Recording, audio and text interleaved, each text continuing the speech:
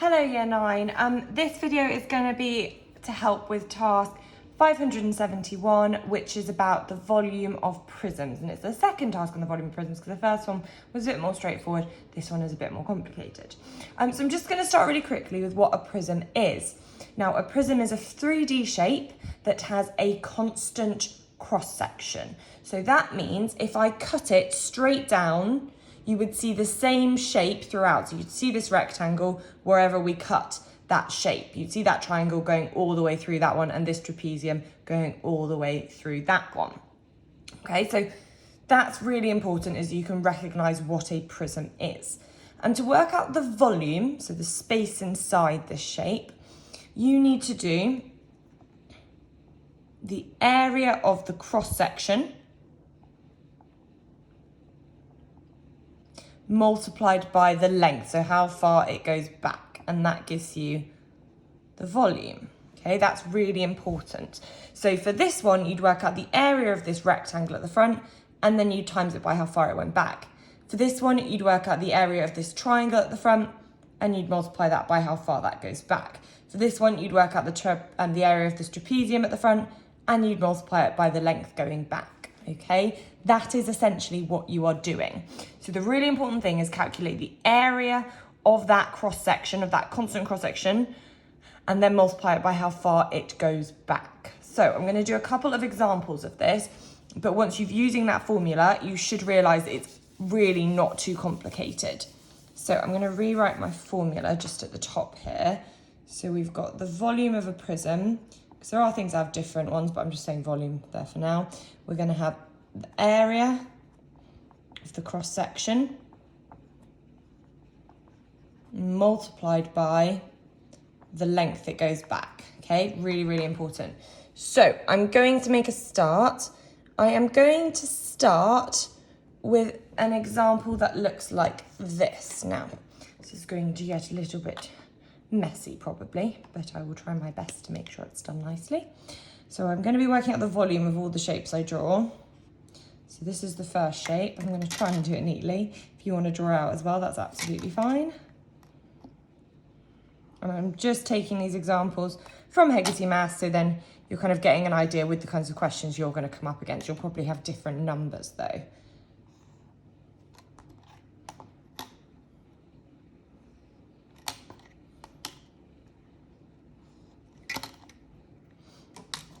Got that going down there, and that's going across. Might need to. Okay, doesn't look great, but it's okay. So we've got this length here, there.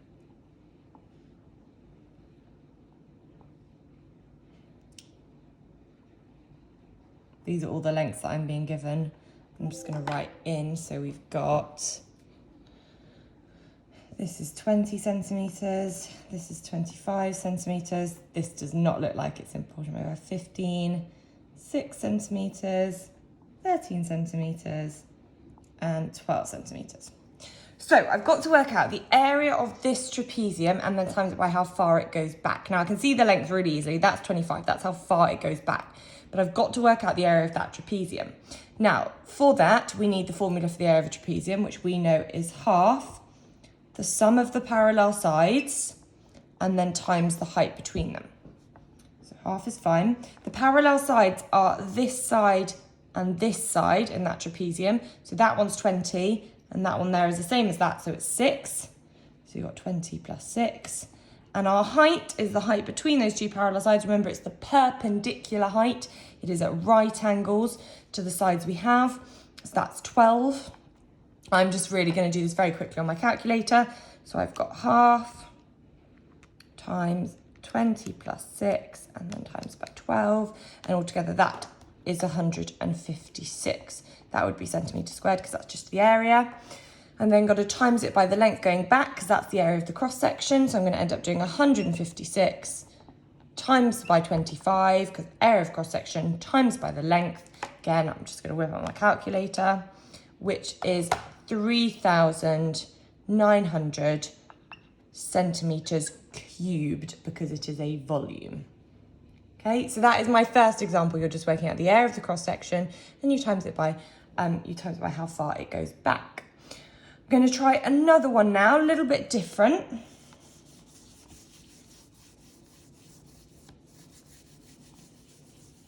Okay, so my next one is this. Again, if you want to draw this as well, so you've got a kind of clearly worked example in your book, would be a really good idea.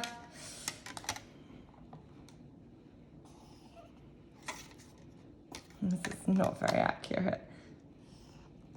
It's kind of meant to be right in the middle. Don't know if it actually looks like that very well. Now I'm going to be messier.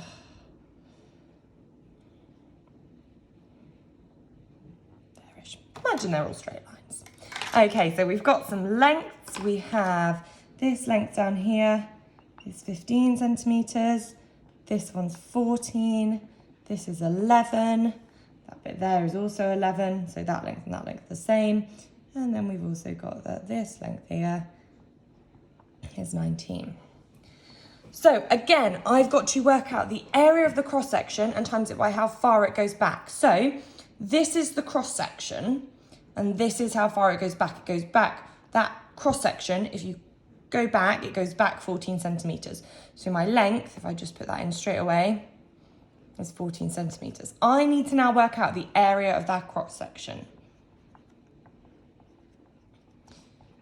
Now, this is a little bit more complicated with this one, purely because I don't have a formula to just work out the area of that shape. So I'm actually going to have to cut that shape in two, work out the area of the triangle and of this rectangle, and then add them together to get the whole thing. So that rectangle is really easy because it's just 11 by 15.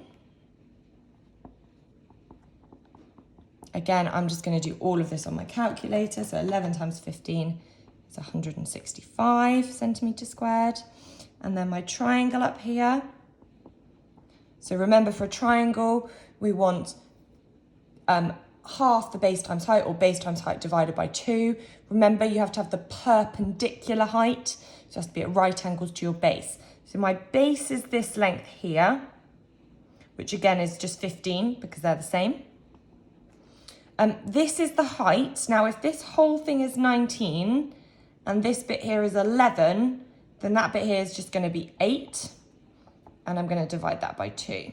So 15 times 8 divided by 2 is 60. So my area of my cross section is those two added together, 165 plus 60, which is 225. Okay, so that is the area of the cross section, centimetre squared. This is the length it goes back.